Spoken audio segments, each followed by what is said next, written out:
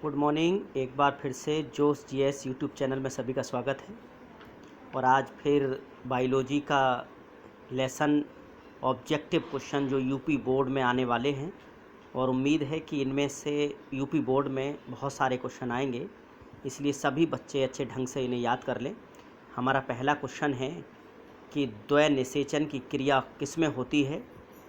तो पहला है शैवालों में, दूसरा है अनावृति बीजी पौधों में, और तीसरा है आवृति बीजी पौधों में, और अगला है ब्रायोफाइट्स में।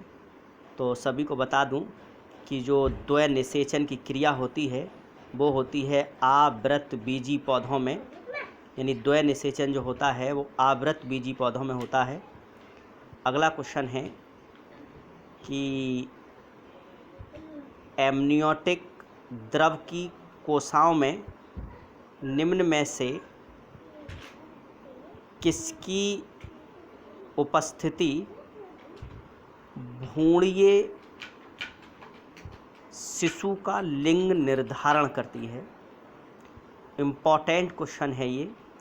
कह रहे हैं कि कौन सी कोशिकाओं में जो एमनियोटिक द्रव होता है उसमें जो कौन सी कोशिकाएं होती हैं जिसमें शिशु का लिंग निर्धारण होता है। तो इसका उत्तर होगा हमारा बड़ा इम्पॉर्टेंट, बारपिंड, यानी बारपिंड कोशिकाओं में शिशु का लिंग निर्धारण होता है भ्रूणीय अवस्था में।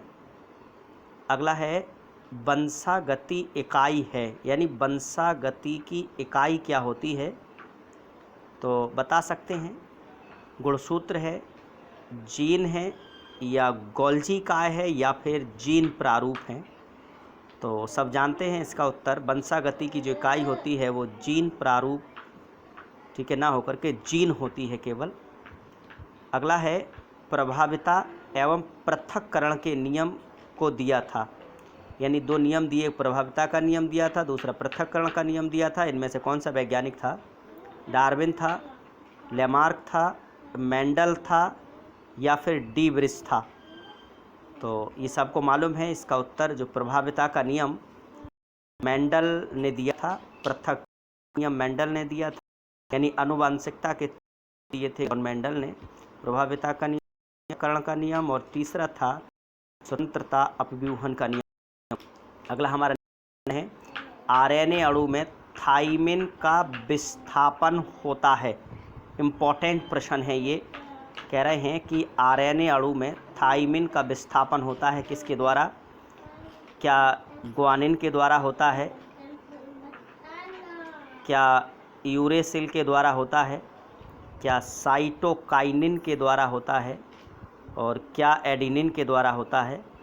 तो इसका सही उत्तर होगा यूरेसिल, यानी आरएनए अणु में थाइमिन का जो विस्थापन होता है, यानी थाइमिन के स्थान पर जो पाया वो यूरेसिल पाया जाता है।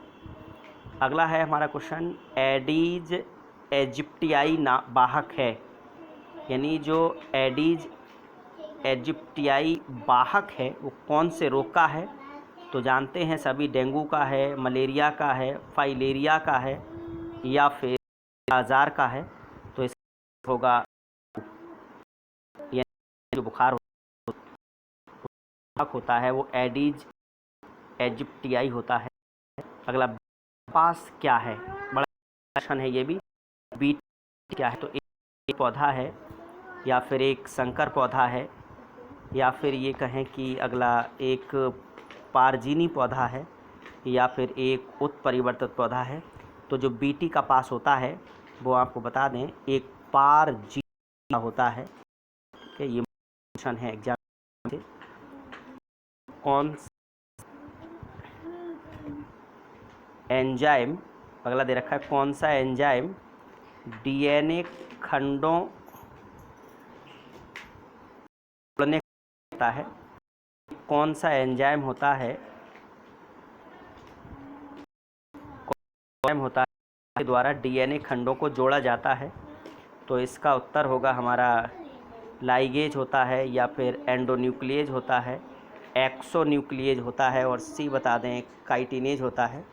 इसका सही उत्तर होगा, सही उत्तर मायने में, यानी गेज। यानी जो लाइगेज एंजाइम होता है, ये इसके द्वारा एंजाइम जो होता है इसके द्वारा डीएनए खंडों को जोड़ा जाता है। अगला है दलहनी पौधों की जड़ों में क्या पाया जाता है। अच्छा प्रश्न है ये। दलहनी पौधों की जड़ों में क्या पाया जाता है, तो राइजोबियम पाया जाता है, या फिर एजेटोबैक्टर पाया जाता है, या फिर सी कहें स्यूडोमोनास पाया जाता है, या फिर ये सभी पाए जाते हैं। तो बता दें कि दलहनी पौधों की जड़ों में जो पाया जाता है वो राइजोबियम पाया जाता है। इसका सही उत्तर होगा राइजोबियम। इस प्रकार से आज के हमारे क्वेश्चन कंप्लीट होते हैं और उम्मीद है कि इनमें से कुछ ऑप्शन पेपर में ज़रूर आएंगे। सभी बच्चे याद कर लें और इसी देंगे 4 तारीख से पहले बायोलॉजी का जो एग्ज़ाम है वो सारे ऑप्शन हो जाएं जो बोर्ड में आए हैं। सभी चैनल को सब्सक्राइब कर लें, अपने दोस्तों को बता दें, शेयर कर दें। धन्यवाद।